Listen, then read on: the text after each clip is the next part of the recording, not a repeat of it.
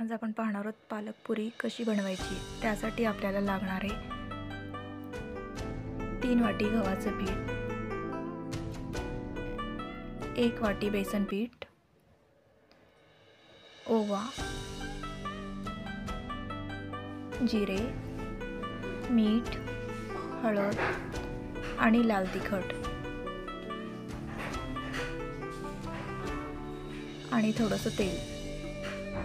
आता आपल्याला पालकच्या भाजीला मिक्सरमध्ये बारीक करून घ्यायचं आहे।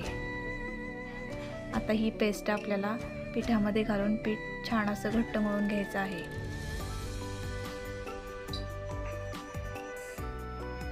आपलं पीठ घट्ट असं छान मळून झालेलं आहे। आता याला 10 मिनिट आपण झाकून ठेवूयात। 10 मिनिटानंतर आपल्याला एक मोठा गोळा करायचा आहे आणि त्याची एक पोळी लाटून घ्यायची आहे।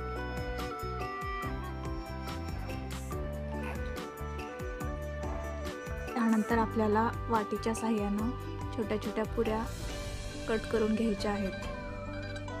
या आपल्या पुऱ्या तयार झालेल्या आहेत। आता आपण यावरती थोडंसं तीळ लावून घेणार आहोत, त्यामुळं पुऱ्यांना छान अशी टेस्ट येते।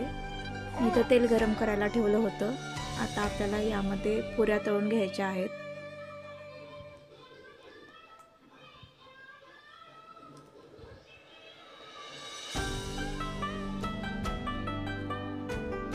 छान कलर येईपर्यंत आपल्याला पुऱ्या तळून घ्यायच्या आहेत।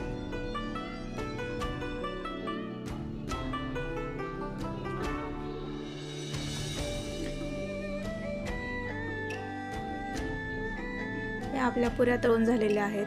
आता आपल्याला चटणी बनवायची आहे। त्यासाठी ओलं खोबऱ्याचे काप लागणार आहेत, लसूण, तिखट, हळद, मीठ आणि जिरे हे सर्व आपल्याला मिक्सरमध्ये वाटून घ्यायचं आहे। या चटणीमध्ये थोडंसं पाणी आणि कढीपत्ता टाकून चटणी परत एक वेळेस मिक्सरमध्ये वाटून घ्यायची आहे। आणि त्यानंतर कढईमध्ये तेल गरम करून जिरे मोहरी टाकून आपल्याला चटणीला तडका द्यायचा आहे। त्यामुळे चटणीला छान अशी टेस्ट येते।